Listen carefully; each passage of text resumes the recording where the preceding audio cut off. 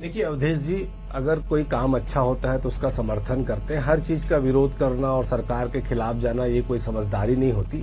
हम तो लगातार ऑपरेशन सिंदूर हुआ हो चाहिए, हम हमेशा अच्छे कामों में सरकार के साथ रहते हैं। पर दुर्भाग्य की बात क्या है, देखिए वीके चौबे साहब जैसे ईमानदार लोग, ये तीसरे एडिशनल एसपी है जिनकी आज शहादत हो गई। पहले भास्कर दीवान जी, राजेश पवार जी चले गए, फिर आकाश भाई चले गए। तो मैं इनकी शहादत पे तो सिर्फ इतना कह सकता हूं कि मरना उसी का जिस पे जमाना करे अफसोस, यूं तो दुनिया में आए हैं सभी मरने के लिए।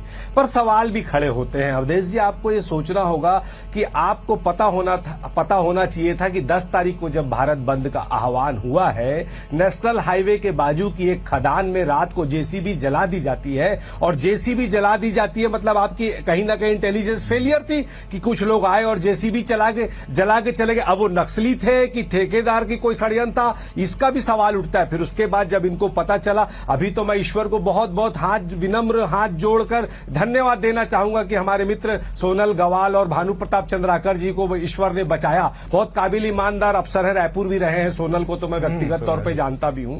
पर सवाल ये उठता है कि जेसीबी रात को जला दी गई, आप वाहवाही और पीठ थपथपाने का काम सफलता पे करते तो असफलता पे, आपके इंटेलिजेंस फेलियर पे भी कहीं ना कहीं सरकार को जिम्मेदारी लेनी होगी। और उसके बाद अवधेश जी, एक सबसे बड़ा सवाल ये उठता है कि जेसीबी जलने के बाद ऐसा क्या हुआ कि एडिशनल एसपी भी गया, डीएसपी भी गया, टीआई भी गया, कैसी? और वहां सुनने में आ रहा है कि ठेकेदार मौजूद था, फिर वहां पे कंट्रोलिंग केबल भी दिखी।